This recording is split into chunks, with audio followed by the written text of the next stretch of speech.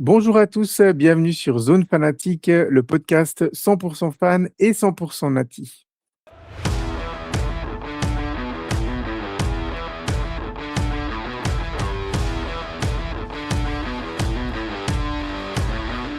Alors, ce soir, c'est un duo qui va animer pour vous ce 3e épisode déjà de Zone Fanatique, puisque j'ai le plaisir d'être en compagnie de Alicia. Salut Alicia. Salut! Alors Alicia, du coup, toi, tu as pas besoin de te présenter, tu étais déjà présente dans notre, 1er épisode de preview de la coupe du monde, donc ça, c'est fait. Donc on peut, je pense, tout de suite, voilà, aller dans le vif du sujet et puis, parler, de la Nati dans la zone rouge.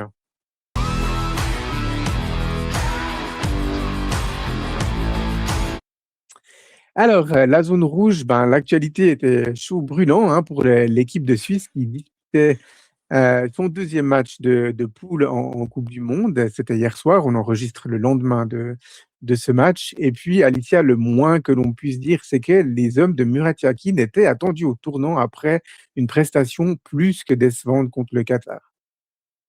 Ouais, alors clairement, le Qatar, c'était, un match un peu à oublier. Même s'il y a eu des bonnes choses et tout, le fait de pas concrétiser, c'était une partie à oublier. Donc, repartir sur un bon pied contre la Bosnie et on peut le dire qu'ils ont réussi.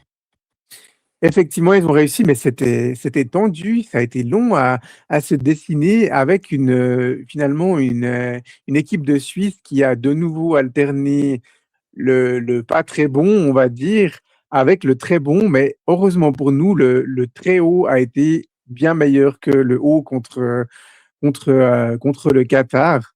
Donc on va un peu décrypter ce match, on va dire, qui a eu 2 visages, hein. Contre le Qatar, on a évoqué vraiment les 2 mi-temps, hein, qui ont été très différentes l'une de l'autre. Là, c'est, on va dire, une mi-temps et une bonne, vingtaine, voire 25 minutes de jeu de la 2e mi-temps où la Suisse, n'en a pas fait assez, hein, clairement.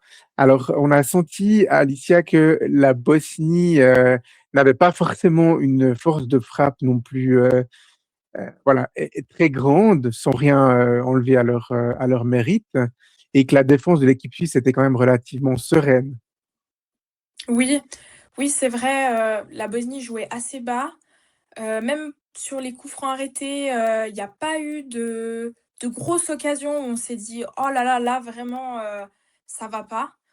Donc le match a été assez maîtrisé au niveau défense. C'est plutôt au niveau attaque qui le Ouais. début du match un peu compliqué.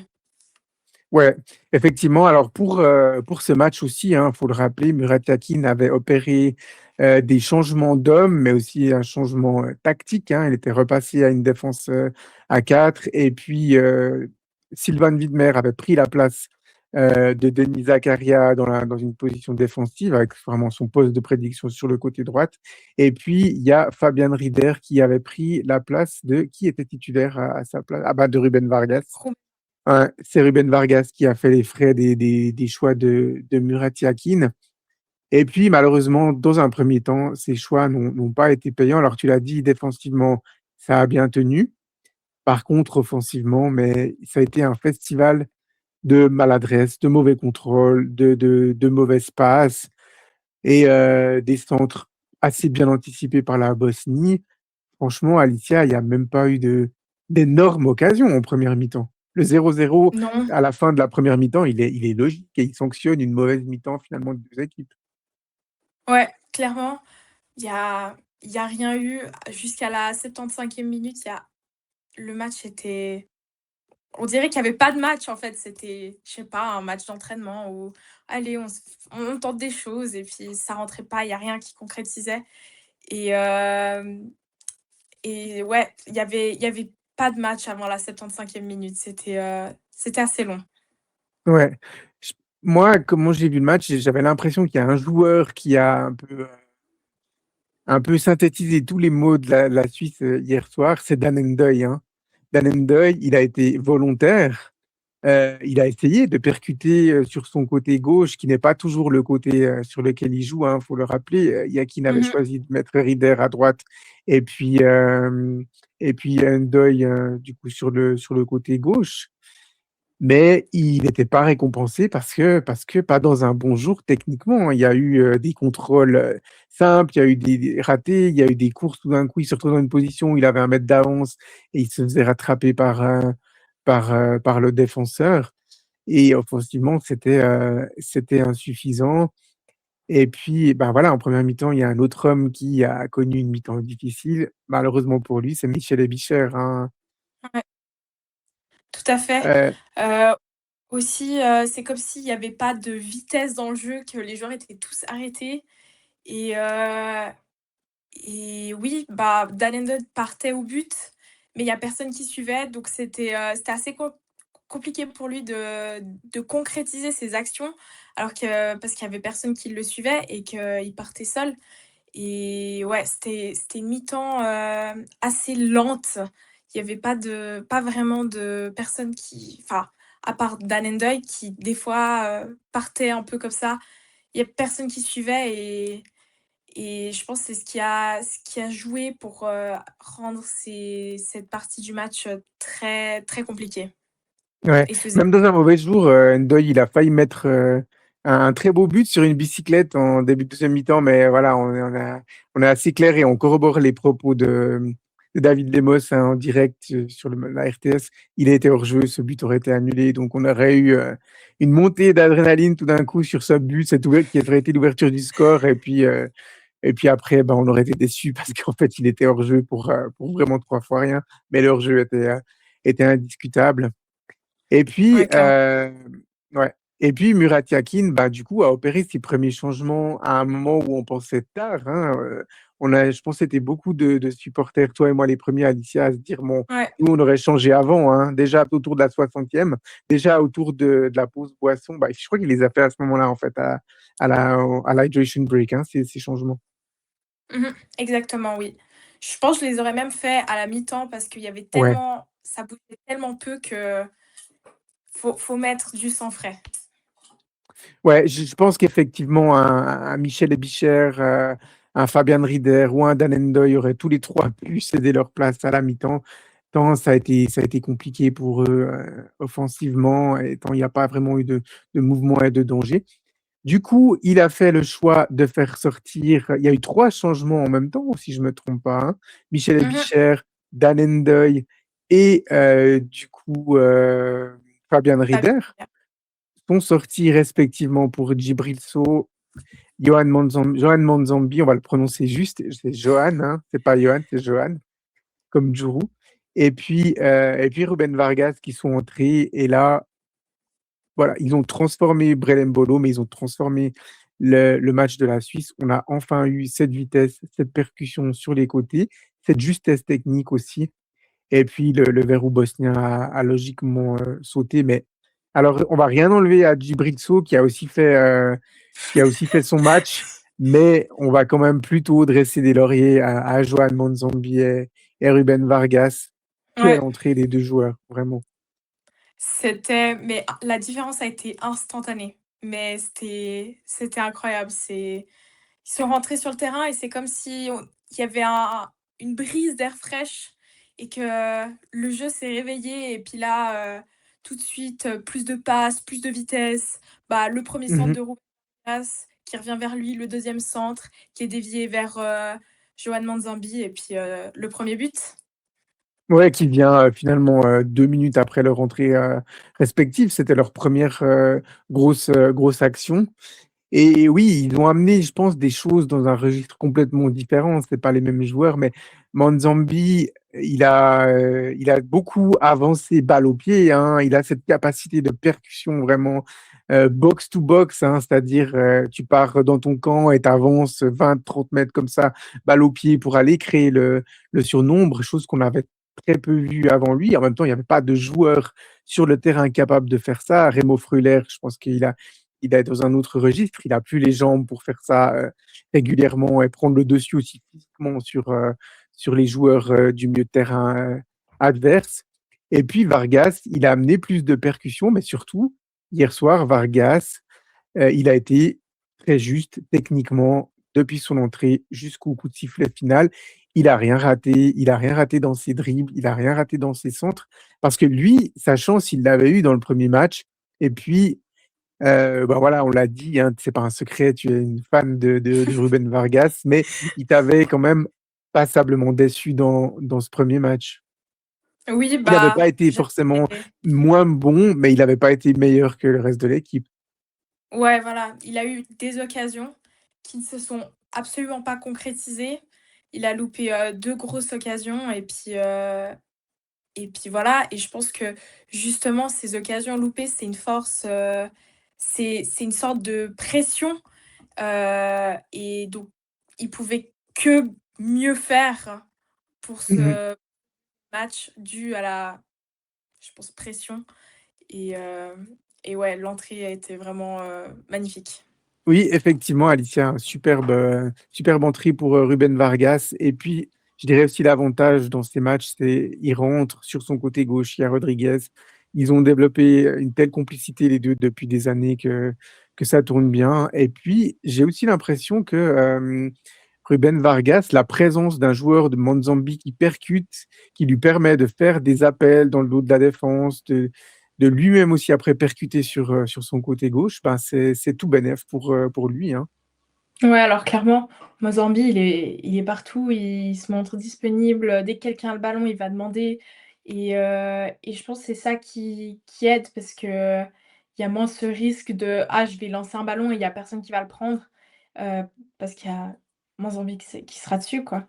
C'est ça. Vargas a été beaucoup plus, percutant sur le côté gauche que Ndoye et puis, quand il a adressé des centres, ben, il y avait Manzambi qui était dans la zone, où il fallait pour, reprendre. Alors bon, le 1er but, il est superbe et là, c'est le culot, c'est la jeunesse et il s'est pas posé de questions et il a inscrit un but, superbe, hein. On a parlé du presque but de Ndoye, mais le 1er but de Manzambi, il est magnifique.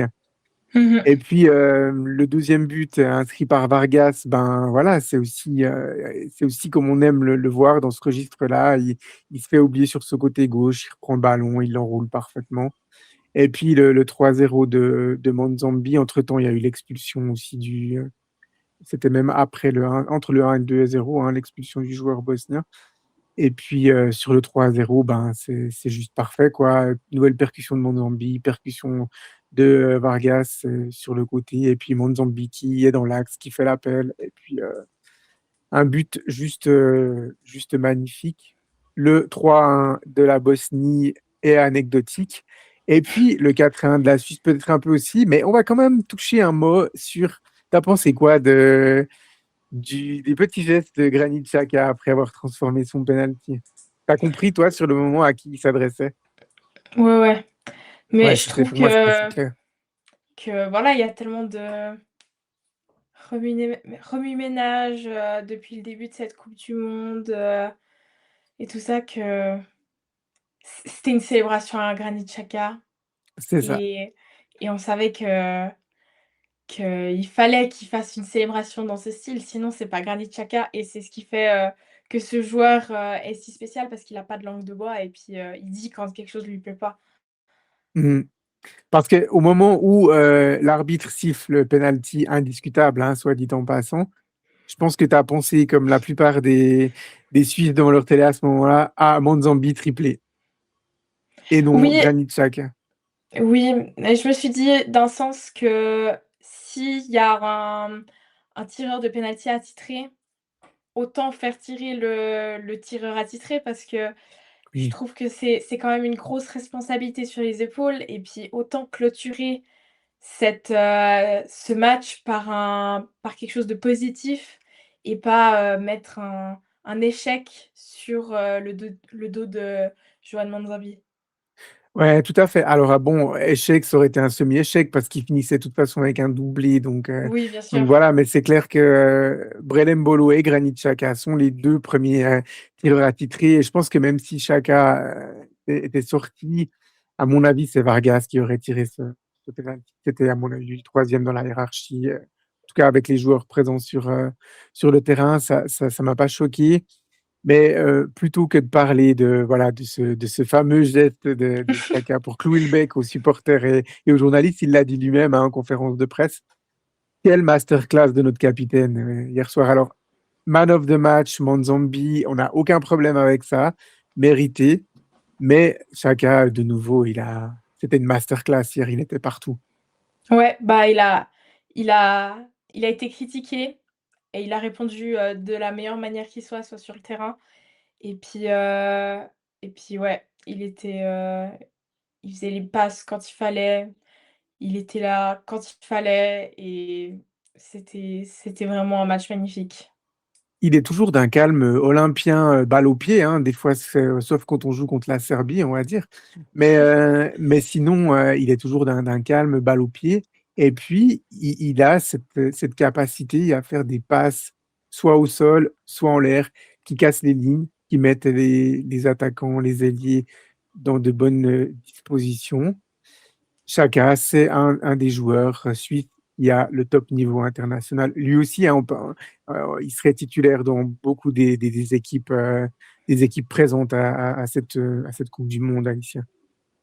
Oui, bah, c'est vraiment le rôle d'un milieu qu'on attend, c'est-à-dire faire les bonnes passes quand il faut, donner des passes, bah, il fait des passes, c'est pile pour toujours la bonne distance, la bonne vitesse et tout, c'est toujours des caviars qu'il donne au final Mmh, et oui, il serait titulaire dans beaucoup, beaucoup d'équipes, de cette coupe du monde. ouais et je sais pas, on a l'impression, enfin moi j'ai l'impression, j'ai la vision, c'est qu'une question de temps. Est-ce que ce sera dans 5, dans 10, dans 15 ans? Mais un jour, Granit Xhaka sera le sélectionneur de l'équipe de Suisse. Alors oui, clairement, il faut que ça arrive, il faut que ça arrive. C'est voilà, dans sa tête, il se conditionne, alors c'est sûr, il se conditionne déjà à être entraîneur de football. Je pense que sa post-carrière est déjà toute tracée pour lui. Il faudra qu'il fasse ses diplômes et tout, mais il a tout ce qu'il faut, toutes les qualités qu'il faut pour être un bon entraîneur de foot. Mais un jour, il sera le sélectionneur. Il suivra un petit peu les traces de son sélectionneur actuel, hein, Murat Yakin, qui, à l'époque, était un joueur important de l'équipe de Suisse et des équipes dans lesquelles il a évolué. Et puis, voilà, on n'est pas surpris finalement quelques années plus tard qu'il ait pris le relais.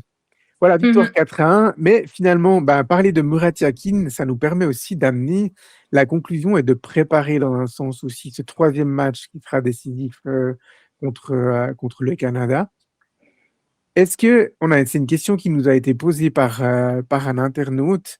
Heu, Est-ce qu'on peut parler de coaching gagnant de Murat Yakin, Alicia, ou alors il s'est juste planté quand il a fait son 11 de base?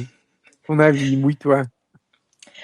J'ai réfléchi longuement à cette question, aujourd'hui parce que j'ai une collègue de travail qui m'a fait qui m'a dit quelque chose qui m'a fait réfléchir et c'est vrai que je pense que c'est un peu des 2 parce que, hem, c'est un coaching gagnant dans le sens où peut-être s'il avait mis Vargas et Manzambi en première mi-temps directement d'entrée de match, il se serait mis au niveau du reste de l'équipe. C'est-à-dire, bah, jouer plus lentement, faire des un peu ce côté brouillon, hem et là, pouvoir faire rentrer de la fraîcheur comme ça. On sait que les 2 ont de la qualité, surtout Manzambi a beaucoup de qualité. C'est un peu, le super sub de l'équipe de Suisse, et je dirais plutôt coaching gagnant, dans ce sens-là. Mmh.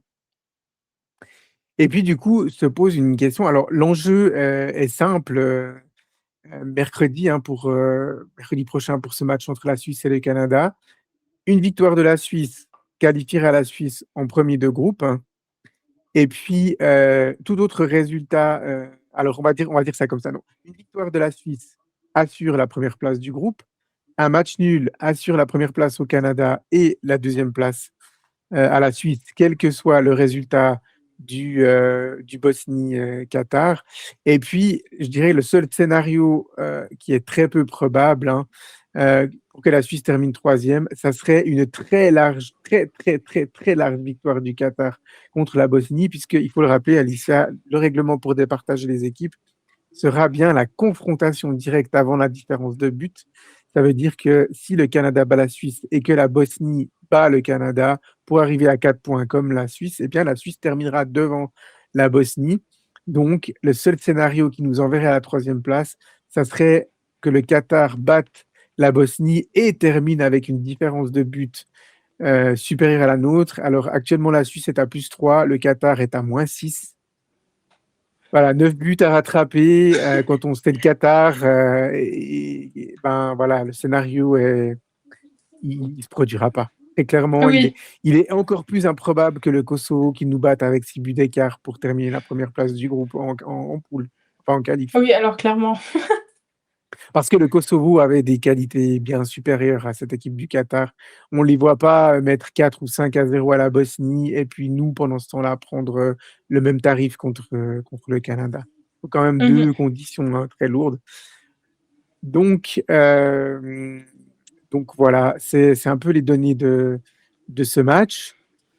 Alors, il y a aussi des calculs un peu qui se font, hein. On est passé à telle place du tableau, telle place du tableau. Là, t'es Murat Yakin. Bah, après, c'est des compétiteurs aussi, et ils se battent pour gagner tous les matchs. Mais voilà, finalement, est-ce que terminer à la deuxième place du groupe serait une si mauvaise affaire que ça, Alicia? Pourquoi? Je pense que, bah, il y a le sens où on prendrait des adversaires un peu plus abordables, mais j les choses viennent enfin, c'est une chose après l'autre, donc faut jouer la première place et puis le reste, on verra après. Mhm. C'est et puis justement, bah, après jouer des équipes un peu plus, là, c'est le Portugal si on En finit terminant premier. premier, ça pourrait être le Portugal, mais on en parlera après dans la Ouais. zone mondiale. Mais le Portugal est de loin pas encore assuré de terminer premier de son groupe. Alors voilà, pouvoir jouer et puis, ben, se mettre au même niveau que les grandes équipes, c'est c'est ce qui est spécial de ce mondial et puis il faut jouer la première place et bah, pour l'honneur quoi. Ça ferait pas de sens de dire: «Ah oui, on calcule, la deuxième place» parce que c'est vraiment chercher la facilité. Ça Ouais, serait vraiment chercher la facilité. ouais, très clairement. Mais là, du coup, je te pose une question peut-être un peu plus directe et un peu plus frontale. Temur Atiakin, Ruben Vargas, Johan Monzambi, Iko Suisse-Canada. Ah, c'est compliqué! Hem, je mettrais Vargas titulaire, mais pas parce que c'est mon joueur préféré ou quoi et je mettrais Manzambi, c'est hyper injuste, mais parce que c'est vraiment, en fait, le super sub, mais pas le faire rentrer à la 70e mais plus. À la mi-temps, il rentre et il vient donner cet élan de fraîcheur et c'est vraiment lui qui vient donner, cet élan. Ouais, Johan Monzambi, c'est un jeune joueur, mais si tu me passes l'expression, il pue le foot, ce gars. Vraiment. Et puis le foot un peu Joga Bonito, c'est-à-dire des fois ce grain de folie qui peut débloquer des matchs. Et puis cette insouciance. Et ce serait dommage de se priver de ça. Mais on le rappelle, c'est une Coupe du Monde. C'est probablement la compétition la plus difficile à disputer. C'est sa première grande compétition avec l'équipe de Suisse. N'en attendons pas trop de lui, ne le cramons pas Mmh. trop. Et puis, rien que pour ça, je le mettrais en super sub à nouveau. Alors, dites-nous, vous, dans les commentaires, est-ce que vous titulariseriez Johan Monzambi pour ce match ou pas? Ça nous intéresse de le savoir. Euh, voilà, Suisse-Canada, on l'a dit, l'enjeu est simple. Alicia, l'équipe de Suisse doit surfer sur sa bonne dynamique, mais le Canada peut aussi dire la même chose. Oui, clairement. Le Canada a gagné 6-0 hier contre le Qatar, donc Ils ont fait le ils sont match qu'on aussi aurait dans dû faire une samedi, hein. exactement, Bon, le Qatar ils était à sont dans 9. une, oui, il y avait aussi ce facteur-là, mais malgré tout, ben, ils ont répondu présent et puis c'est ça qu'on attend, d'une équipe et ils ont su saisir l'occasion qu'on n'a pas vraiment su saisir, donc je pense qu'ils doivent cette victoire doit faire du bien au moral et puis, ils risquent de partir très confiants contre la Suisse. Oui, effectivement, mais après, ben, voilà, la Suisse des 75 premières minutes, sera en difficulté contre le Canada. La Suisse des 20-25 dernières minutes avec le temps additionnel et là, elle a toutes ses chances de dominer, les Canucks. Mmh. Voilà. Maintenant, on aimerait, que cette Suisse des 20-25 dernières minutes, ben, on la voit peut-être, 30, 45, 60 ou, on peut rêver aussi pendant tout le match.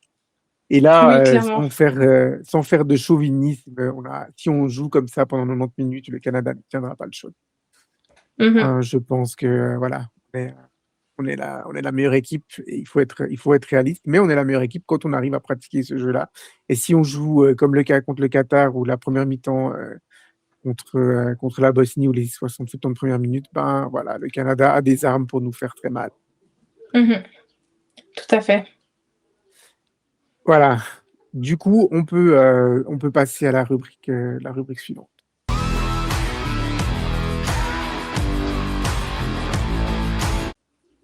La rubrique suivante, c'est la zone mondiale. On s'intéresse aussi, on aime le foot, hein, Alicia, on aime la native, mais on aime le foot en général. Donc, on s'intéresse aussi aux autres équipes dans la compétition. Et puis, entre le deuxième épisode et cet épisode, il y avait des équipes qui n'avaient pas encore fait leur entrée dans la compétition et qu'on avait hâte de voir. Et puis, la première équipe concernée, c'était l'équipe de France. Et j'ai envie de dire que, bah, du coup, ils ont joué avant nous, mais que en fait, le Suisse-Bosnie était un peu un remake, toute proportion gardée, de France-Sénégal. Un match qui s'est décanté en deuxième mi-temps, des bangers comme but. Et puis, peut-être la seule différence, c'est que c'est pas forcément le banc français qui a fait la différence, mais ce sont les leaders un peu timorés en première mi-temps qui ont montré la voie. Oui, tout à fait et ils ont su trouver cet élan, avec les joueurs directement sur le terrain. Et puis bon, par contre, ils ont eu de la chance de pas être menés un peu plus ou que le Sénégal, soit pas revenu parce que le Sénégal, a été vraiment très fort sur ce coup-là. Ouais, en première mi-temps, ils ont une énorme occasion avec une frappe de je sais plus quel joueur et puis, le ballon, rebondit sur Maignan et sort alors qu'il aurait très bien pu finir au fond des filets. Donc, pas passablement de réussite pour l'équipe de France en première mi-temps et puis en deuxième mi-temps et dans la deuxième partie du match, un Kylian Mbappé transformé en première mi-temps, il a été tout simplement mauvais, Mbappé et puis, tout d'un coup, il sort de sa boîte, tu pas content, clac, doublé. Et Oui, quel doublé, hein! exactement. Je veux dire, le Ouais. premier premier but, modèle de passe de Michael Olise et puis une frappe au millimètre et le 3-1, quel banger! Celui-là, il va être dans le top 10 des plus beaux buts de la coupe du monde. On ne sait pas encore ceux qui vont être marqués après, mais celui-là, il va y être, c'est sûr. Mmh. Tout à fait. Où c'est tout le contexte, hein, aussi où, voilà, le Sénégal revient au score, c'est la fin du match, on peut se dire: «Bon voilà, ils vont lancer l'énergie du désespoir et tout». Mbappé fait signe à ses coéquipiers, «Calma, calma», presque envie de dire en espagnol. Puis derrière, il fait ce bijou de frappe. Les Sénégalais, ils y auront cru quoi? 30 secondes, 60 secondes, tout au plus. Et là, c'est pas un bijou collectif. Là, c'est le talent à l'état pur. Et Mbappé rappelle au monde entier que malgré toutes les difficultés collectives, à l'intégrer dans un collectif bien huilé, eh bien, il est capable de débloquer, de dynamiter des matchs à lui tout seul. Mmh. Et Tout à en fait. coupe du monde, Mbappé, eh ben, il a été monstrueux en 2018. En 2022, il a été monstrueux, y compris en finale. Il n'a pas été loin d'offrir presque à lui tout seul le titre à la France en 2022. Et là, il est reparti sur de très hautes bases avec même une lutte à distance avec un autre joueur dont on va parler maintenant, qui a fait son entrée en lice quelques heures après la France. Vous l'aurez compris, on parle évidemment de Lionel Messi et de son équipe d'Argentine qui a dominé 3-0 l'Algérie. J'ai presque envie de dire Messi 3, Algérie 0 sur ce match, Alicia. Oui, clairement. Bon, l'Algérie a tout de même ouvert le score, mais le but a été, signalé hors jeu Et puis, Messi, bah, fait ce qu'on attend de lui au final, même plus que ce qu'on attend de lui, pour sa sûrement dernière coupe du monde. J'ai entendu qu'il y avait aussi un contexte un peu compliqué derrière, je crois que son papa est hospitalisé ou quelque chose comme ça. Donc, un Ouais. contexte très émotionnel et malgré tout ça, bah, Lionel Messi, c'est le meilleur joueur du monde, quoi et puis Ouh il là, vient il tu vas effleurer les pro Ronaldo dans nos auditeurs. et pourtant je suis Ouais, brésilienne.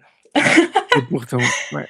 Et pourtant et oui et puis il fait son triplé et il met tout le monde d'accord et puis fin du match, quoi. Il y a même pas Ouais. il y a même pas la place pour le reste. Et puis moi, j'ai quand même envie de faire un peu l'avocat du diable, mais son intervention, sa semelle à la 31e minute, Alicia, il y a rouge matin, midi et soir. Oui, Il clairement. doit pas Le match ne doit pas se terminer comme ça parce que Messi à la 31e, il doit sortir. Il doit être Oui, expulsé. Je pense oui, que c'est alors un voilà. Algérien qui fait cette faute, c'est un autre match. Le VAR appelle l'arbitre principal et met rouge. Enfin, Oui, là, la règle, elle est claire, quoi. C'est un contact directement sur la cheville de son adversaire. C'est un jeu dangereux. C'est un carton rouge. Et dans l'histoire, il ne prend même pas jaune. L'arbitre siffle, il est à côté, il met même pas le jaune.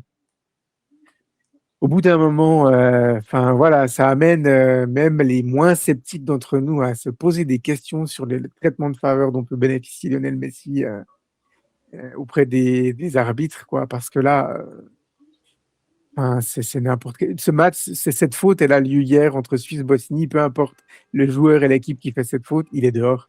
Freuler, Suisse-Espagne, quart de finale de l'Euro, il fait une faute comme ça, il prend logiquement rouge. oui, bah, la fautière, de la Suisse, enfin de la Bosnie sur la Suisse, c'était un geste moins que ça Ouais, et puis là, voilà, quoi. c'est clairement le dernier recours hein, qui est sélectionné. La faute n'est pas Ouais, forcément violente ou autre ou intentionnelle. Alors, on ne sait pas si la faute de Messi, elle est intentionnelle, mais une semelle sur le pied, comme ça, dans un contact, enfin, c'est carton rouge. oui. Il y a pas de discussion possible. Donc, bon, on attend un peu de voir d'autres matchs, d'autres contextes avant de sortir les théories complotistes. Mais là, c'est vrai que le parcours en 2022 avait quand même été aussi pas mal, avec beaucoup de pénaltys accordés à l'Argentine, avec un match explosif contre les Pays-Bas, un joueur argentin qui frappe littéralement le ballon sur le banc néerlandais sans rien recevoir. Messi qui prend le ballon de la main sur une action alors qu'il avait déjà un carton jaune, ça devait être le double jaune, et du coup une certaine clémence de l'arbitre. Donc voilà, ça entache un petit peu, mais quand même, Léo Messi reste un joueur spécial. Lui, on l'envoyait presque en pré-vacances, en pré-retraite du côté de Miami. Mais voilà, dans les grandes compétitions, il est toujours là. Mmh. Oui. Voilà, on va dire son principal challenger, voire pour certains le GOAT absolu du football, Cristiano Ronaldo, faisait lui son entrée le lendemain avec son équipe du Portugal. Des débuts alors beaucoup plus mitigés et contrastés à la fois pour le Portugal et surtout pour Cristiano Ronaldo, Alicia. Oui, bah, j'avais l'impression que l'équipe du Portugal poussait d'un côté, puis Cristiano Ronaldo poussait de l'autre. Malheureusement, c'était un peu mon ressenti du match. Après, voilà quoi, il y a la République démocratique du Congo était aussi très forte sur ce coup-là et et Ronaldo, c'est un joueur que je pense là, dans la théorie d'avant-match, c'est vous allez cibler Ronaldo et vous allez pas le laisser bouger et je pense qu'il y a dû avoir ce discours à quelque part. Ouais, c'est vrai que tu soulèves quelque chose d'intéressant là, Alicia, concernant le jeu de Cristiano Ronaldo. Dans son prime, là où il a été le meilleur, évidemment, Ronaldo, il était ailier gauche. Il était ailier gauche, c'était dans ce rôle-là qu'il a explosé à Manchester United. C'était dans ce rôle-là, avec Benzema en neuf, qu'il a tout cassé au Real de Madrid. Et puis, le débat, il y a eu ce débat cette saison avec Mbappé du côté du Real Madrid. Est-ce que Mbappé est un numéro 9? Alors pour Xabi Alonso, oui. Pour ensuite Arbeloa, oui. Pour Deschamps, oui. Et puis là aussi, la réponse est oui finalement pour Roberto Martinez.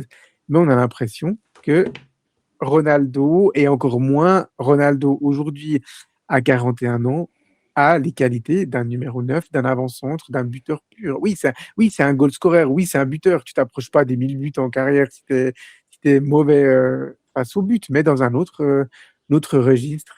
Ronaldo, c'est pas le mec, l'avant-centre pur qui va. Voilà, c'est pas le Harry Kane, et c'est pas le Gonzalo Ramos pour citer un joueur, un de ses compatriotes et qui lui a vraiment ce profil-là. Et puis, ben voilà, Ronaldo, il est plus tout jeune par rapport à Kylian Mbappé. Et puis, potentiellement, son talent naturel qui est énorme hein, chez lui. C'est un énorme joueur, Ronaldo. On va pas du tout lui enlever ça. Mais son talent individuel fait de moins en moins la différence parce que ben, il a beau être en meilleure forme physique que 99,9% des gens de son âge, voire même des gens 5 ou 10 ans plus jeunes que lui. Mais quand même, sur des matchs, et surtout sur une Coupe du Monde où il faut enchaîner les grosses perfs tous les 4-5 jours, là, maintenant, dans ce nouveau format. Donc, un dilemme, mais qui n'en est pas un. Roberto Martinez ne benchera jamais Cristiano Ronaldo. Oui, bah c'est. Je pense que déjà, il se ferait un petit peu tuer par le peuple portugais. Ouais, oui, très Il y clairement. a déjà je pense, cette pression-là. Et comment on peut dire: «Ah, on va mettre Cristiano Ronaldo sur le banc», c'est tellement compliqué. Mhm. C'est tellement compliqué, ouais, parce qu'on parle, enfin, Ronaldo, Messi, ben voilà, on peut voilà, vendre les qualités de l'un au détriment de l'autre ou vice-versa. Mais si Messi est le numéro un, Ronaldo est le numéro 2 indiscutable. Et si Ronaldo est le numéro un, Messi est le numéro 2 indiscutable. Je pense qu'il y a zéro débat sur le fait qu'ils sont les deux meilleurs joueurs du monde. Après, qui est un, qui est deux, c'est les goûts et les couleurs.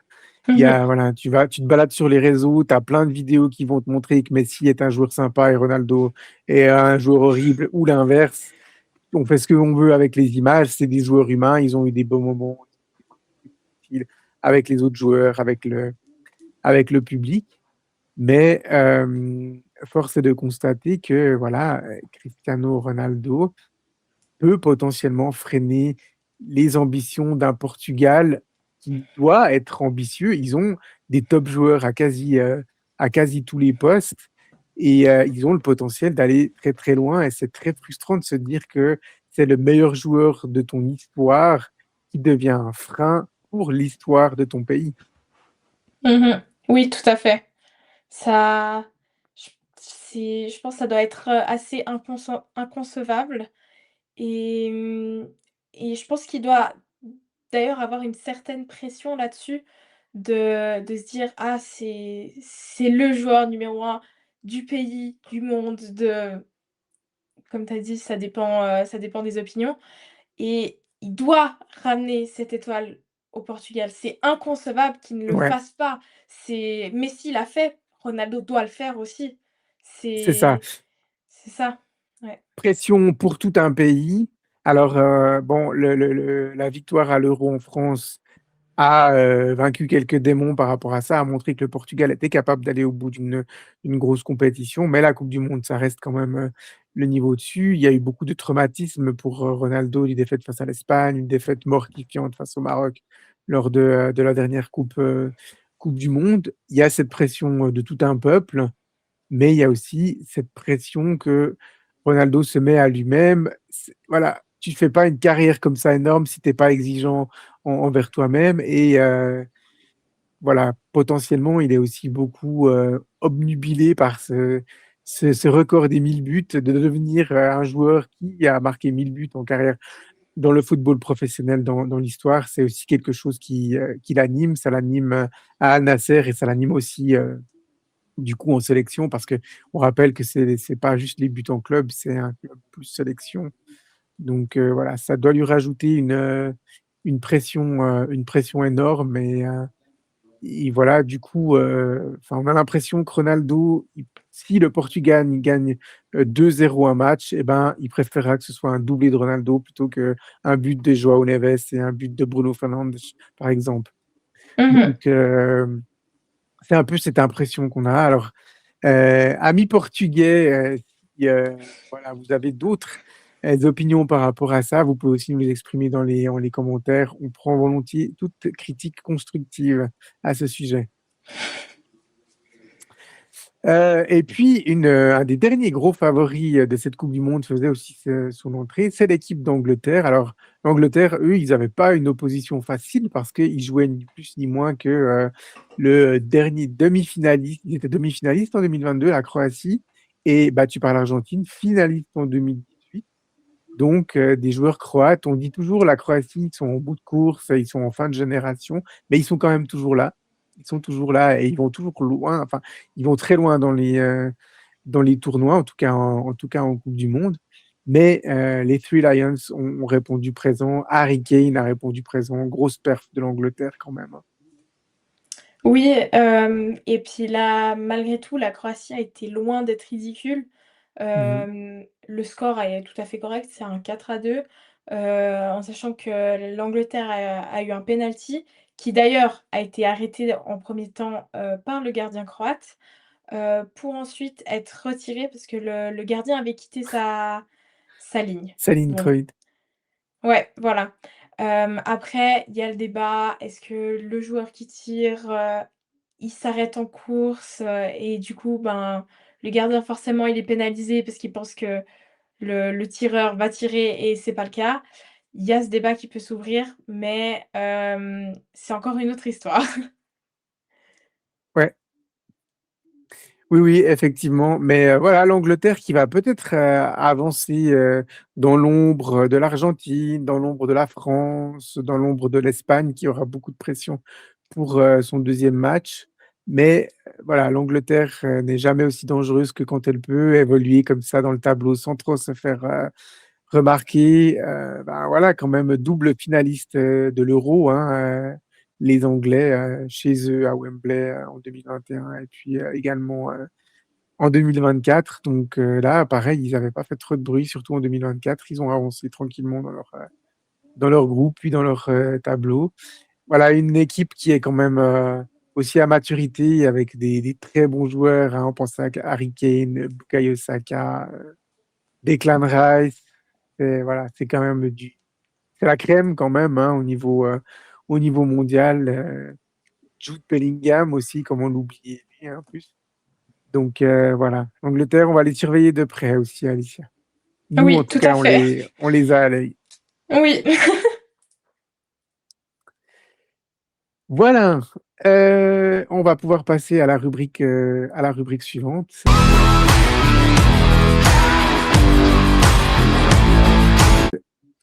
Alors, la rubrique suivante, c'est la zone libre, c'était la parole aux fans. Alors, bah, du coup, j'ai plus intégré ça dans la partie puisque c'était la question directement en lien avec Murat Yakin. Donc, voilà, n'hésitez pas hein, à réagir sur les petits sujets qu'on amène comme ça de gauche à droite. Et puis, surtout, est-ce que voilà, vous vivez cette Coupe du Monde à fond? Est-ce que vous avez la hype à fond de cette Coupe du Monde? Les sujets ont été amenés dans l'épisode 2, le décalage horaire, les power breaks, les shows à l'américaine. Donc, n'hésitez pas à réagir et à nous dire si ça atteint un peu votre fibre de supporter de football. Et puis, on va pouvoir passer à la dernière rubrique, la zone de vérité.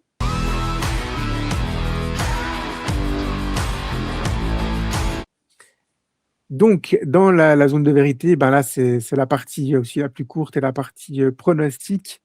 Alicia, dernier match, Suisse-Canada, ton pronostic pour ce match? C'est un peu compliqué, mais je dirais 2-1 pour la Suisse. Ouais.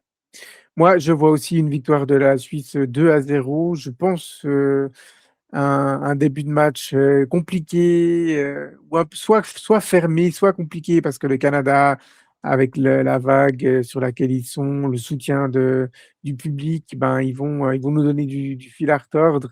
Après, une équipe de Suisse qui est quand même expérimentée, qui a eu l'habitude de jouer en terrain hostile, c'est le moins qu'on puisse dire.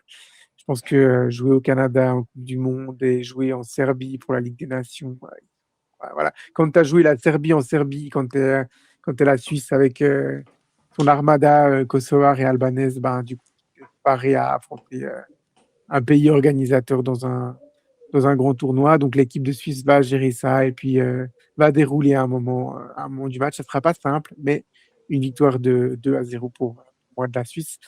Alors dites-nous en commentaire quel est pour vous le score entre la Suisse et le Canada.